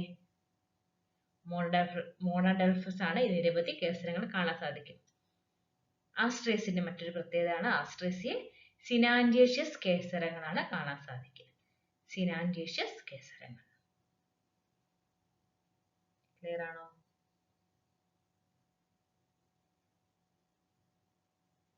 ഓപ്ഷൻ 2 ആണ് ആൻസർ. ഇത് ഞാൻ ആൻഡ്രീഷ്യത്തിന് മാത്രം ബേസ് ചെയ്തിട്ടുള്ള ക്വസ്റ്റ്യൻ ആണ്. അപ്പോൾ നമ്മൾ ഓരോന്നിനെ ക്യാരക്ടേഴ്സ് ഇതുപോലെ പഠിച്ചു വെക്കുക. അപ്പോൾ സുപ്പീരിയർ ഓവറി, ഇൻഫീരിയർ ഓവറി അത് പ്രത്യേകം നോട്ട് ചെയ്ത് വെക്കണം. അത് ബേസ് ചെയ്ത് ക്വസ്റ്റ്യൻസ് വരാൻ ചാൻസ് കൂടുതലാണ്. അടുത്ത ക്വസ്റ്റ്യൻ വന്നിട്ടുള്ളത് മൊഡ്യൂൾ 5-ലെ ടെറിഡോളജി എന്നാണ്. നമുക്കറിയുടെ ബ്രയോ, ജിംനോ ഒക്കെ ഉണ്ട്. ഒക്കെ വളരെ ഇമ്പോർട്ടൻ്റ് ഏരിയാസ് തന്നെയാണ്. ഇവിടെ ഇപ്പോൾ ക്വസ്റ്റ്യൻ നമ്മൾ ഡിസ്കസ് ചെയ്യുന്നത് ടെറിഡോളജി എന്നുള്ള ക്വസ്റ്റ്യൻ ആണ്. ക്വസ്റ്റ്യൻ: ടെറിഡോഫൈറ്റുകളുടെ ജീവിതചക്രത്തിലെ ഘട്ടങ്ങൾ താഴെ കൊടുക്കുന്നു. താഴെ പറയുന്ന ഘട്ടങ്ങൾ ശരിയായ ക്രമത്തിൽ ക്രമീകരിക്കുക. നമുക്കറിയാം ലൈഫ് സൈക്കിൾ അല്ലേ, ടെറിഡോഫൈറ്റിന്റെ ലൈഫ് സൈക്കിൾ ഉണ്ട്. നമുക്ക് അതുപോലെ തന്നെ ബ്രയോഫൈറ്റിന്റെ ലൈഫ് സൈക്കിൾ, ജിംനോസമിന്റെ ലൈഫ് സൈക്കിൾ ഒക്കെ പഠിക്കാനുണ്ട്. അപ്പം ഇവിടെ ടെറിഡോഫൈറ്റിന്റെ ലൈഫ് സൈക്കിളിന്റെ ആ ഒരു ക്രമം ഉണ്ടല്ലോ, അതെല്ലാവരും ഓർത്തെടുക്കുക. ദെൻ നമുക്ക് നോക്കാം ഇവിടെ എന്തൊക്കെ കൊടുത്തതെന്ന്. പ്രോത്താല സ്റ്റേജ്, സ്പോർ മാതൃകോശങ്ങളിലെ ഊനഭംഗം, ബീജസങ്കലനം, ഗമിറ്റോഫൈറ്റിൽ ആർക്കിഗോണിയുടെയും ആന്ത്രിഡിയത്തിന്റെയും രൂപീകരണം, ജലത്തിന്റെ സാന്നിധ്യത്തിൽ ആർക്കിഗോണിയയിലേക്ക് ആന്ത്രോസോയിഡുകളുടെ കൈമാറ്റം. നമുക്കിവിടെ എന്തൊക്കെ അറിയണം? നമുക്കറിയാം സ്പോറോഫൈറ്റിക് സ്റ്റേജും ഉണ്ട്, ഗാമിറ്റോഫൈറ്റിക് സ്റ്റേജും ഉണ്ട്. ഗാമിറ്റോഫൈറ്റിക് സ്റ്റേജ് ആണ് എന്ത്? ഈ പ്രോത്താല സ്റ്റേജ്, അതിന്റെ ജുവനൈൽ സ്റ്റേജ് ആണ് അല്ലേ. പ്രോത്താല സ്റ്റേജ് എന്ന് പറയുന്നത് എന്താണ്? ഗാമിറ്റോഫൈറ്റിക് സ്റ്റേജ് ആണ്. അപ്പം ഗാമിറ്റോഫൈറ്റിക് സ്റ്റേജ് എന്തിൽ നിന്നുണ്ടാവുന്നത്? എന്ത് മുളച്ച ഗാമിറ്റോഫൈറ്റ് ഉണ്ടാവുന്നത്? സ്പോർ മുളച്ചാണ് ഈ ഗാമിറ്റോഫൈറ്റ് ഉണ്ടാവുന്നത്, അല്ലെങ്കിൽ ഈ പ്രോത്താലസ് സ്റ്റേജ് ഉണ്ടാവുന്നത്. അപ്പം ആദ്യം എന്ത് സംഭവിക്കണം? സ്പോർ മാതൃകോശങ്ങളിൽ ഊനഭംഗം സംഭവിച്ച് അവിടെ സ്പോർ പ്രൊഡ്യൂസ് ചെയ്യണം രേണുക്കൾ. അത് പുറത്ത് വന്ന് മണ്ണിൽ വീണ് എന്തുണ്ടാവും? പ്രോത്താല സ്റ്റേജ് ഉണ്ടാവും. അപ്പൊ ആദ്യം ഏതാണ്? ഈ ബി ആണ്. ഓക്കെ, ഫസ്റ്റ് ഏതാണ്? ബി ആണ്. ദെൻ ആ സ്പോർ മുളച്ച് പ്രോത്താലസ് സ്റ്റേജ് ഉണ്ടാവും. 2 ആണ്. A 2 ആണ്. ദെൻ എന്താണ്? ഗാമിറ്റോഫൈറ്റ് ആണല്ലേ പ്രോത്താല സ്റ്റേജ്. അതിനകത്ത് എന്തുണ്ടാവണം?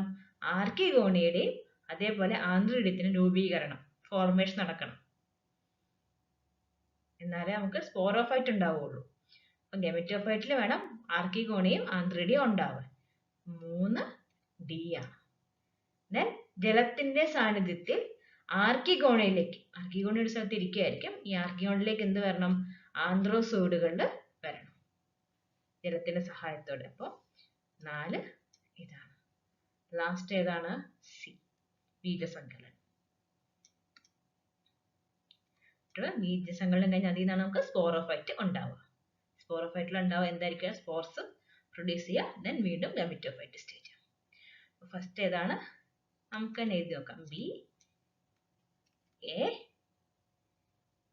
ദെൻ 3 ഏതാണ്? ഡി അല്ലേ. ദെൻ 4 ഇ ആണ്. ലാസ്റ്റ് സി ആണ്. ബി എ ഇത് രണ്ടും നമുക്ക് ഡിസ്കാർഡ് ചെയ്യാം. B A, D E C. D E C ഏതാണ് ആൻസർ? 3ാമത്താണ് ആൻസർ ആയിട്ട് വരുന്നത്. മനസ്സിലായോ? ആ ലൈഫ് സൈക്കിൾ ഓർത്ത് വെക്കണം കേട്ടോ. അതേപോലെ സ്പോറോഫൈറ്റിക് സ്റ്റേജിന്റെ ഫ്ലോയിഡ് എന്താണ്? ഡിപ്ലോയിഡ് ആണ്. ഗാമിറ്റോഫൈറ്റ് സ്റ്റേജിന്റെയോ? ഗാമിറ്റോഫൈറ്റോ ഹാപ്ലോയിഡ് ആണെന്നുള്ള കാര്യം ഓർത്ത് വെക്കുക. അത് സ്പോർ മുളച്ചാണ്. സ്പോർ മാതൃകോശത്തിന് എന്ത് സംഭവിക്കുന്ന? അവിടെ ഊനഭംഗം സംഭവിച്ച് സ്പോർ വരുന്നത്. അപ്പൊ ആ സ്പോർ മുളച്ചാണ് ഗാമിറ്റോഫൈറ്റ് ഉണ്ടാവുന്നത്. അപ്പൊ അതിന്റെ ഫ്ലോയിഡ് എന്താണ്? ഹാപ്ലോയിഡ് ആണ്. സ്പോറോഫൈറ്റ് എങ്ങനെയാണ്? ഇവിടെ എഗ്ഗും മെയിൽ ഗാമറ്റും ഫ്യൂസ് ചെയ്ത് എന്തുണ്ടാവുന്നത്? സൈഗോട്ട് ഉണ്ടാവുന്നവരുണ്ടായിട്ട് അതിൽ നിന്നാണ് സ്പോറോഫൈറ്റ് ഉണ്ടാവുന്നത്. എന്നത് എന്താണ്? 2n ആണ്. ക്ലിയർ അല്ലേ? ഇതൊന്ന് ഓർത്ത് വെക്കുക. നമ്മൾ ഇതിനെന്താ പറയാ? തലമുറകളുടെ അനുവർത്തനം, alternation of generation.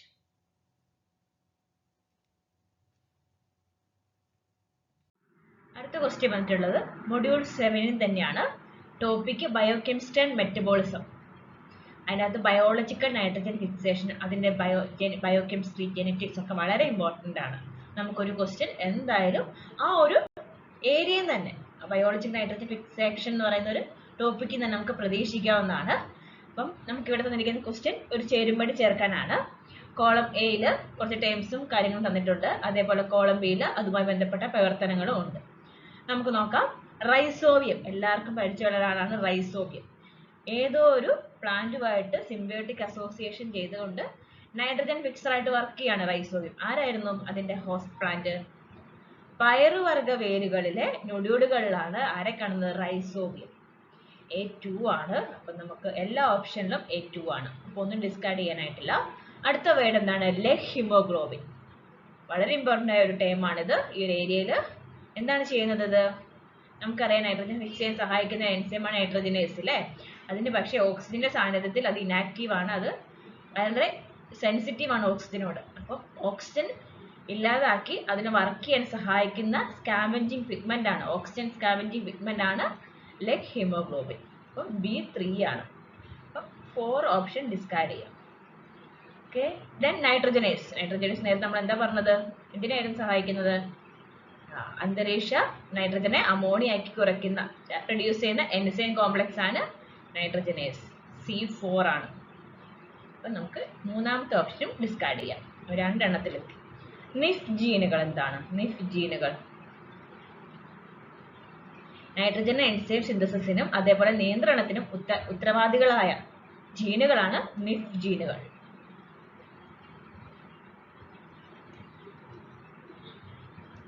നിഫ് ജീൻസ് ഇതൊക്കെ ഇമ്പോർട്ടൻ്റ് ആണ്. നൈട്രജനൈസ് എൻസൈമിന്റെ സിന്തസിസിനും സമന്വയത്തിനും അതേപോലെ അതിന്റെ റെഗുലേഷനും വേണ്ടി സഹായിക്കുന്ന ജീനുകളാണ് നിഫ് ജീനുകൾ. അപ്പം D6 ആണ്. രണ്ടാമത്തെ ഓപ്ഷൻ നമുക്ക് ഡിസ്കാർഡ് ചെയ്യാം. ഓപ്ഷൻ 1 എത്തി. ഇനി ഫ്രാങ്കി എന്താണ്? ഫ്രാങ്കി ഇതുപോലെ നൈട്രജൻ ഫിക്സർ ആണ്. ആരുമായിട്ട്? അത് ഏതൊരു പ്ലാന്റുമായിട്ടാണ്? അത് നമ്മുടെ പയറുവർഗ്ഗങ്ങളിലെ റൈസോബിയം പോലെ സിംബയോട്ടിക് അസോസിയേഷൻ കാണിക്കുന്നതാണ്. ആരാണ്? ആൽനസ് പോലുള്ള പയറുവർഗ്ഗങ്ങളല്ലാ സസ്യങ്ങളിലെ സിംബയോട്ടിക് നൈട്രജൻ ഫിക്സർ ആണ് ഫ്രാങ്കിയ. നോട്ട് ചെയ്ത് വെച്ചോ, ഇമ്പോർട്ടൻ്റ് ആണ്. E5 ശരിയല്ലേ? നെസ്റ്റോബാക്ടർ സ്വതന്ത്രമായി ജീവിക്കുന്ന നൈട്രജൻ ഫിക്സിൻ എയറോബിക് ബാക്ടീരിയ ആണ് അസറ്റോബാക്ടർ. അപ്പം ഇതാണ് എൻ്റെ ആൻസർ. First option. ക്ലിയർ ആയോ?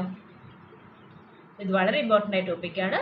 നിങ്ങൾ നൈട്രജൻ ഫിക്സറിന്റെ പേരുകൾ പല ടൈപ്പ് ബാക്ടീരിയകളുണ്ട്. എയറോബിക് ഉണ്ട്, അനഎയറോബിക് ഉണ്ട്, ഫ്രീ ലിവിംഗ് ഉണ്ട്. അതൊക്കെ പ്രത്യേകം നിങ്ങൾ നോട്ട് ചെയ്ത് വെച്ച് പഠിക്കുക തന്നെ വേണം.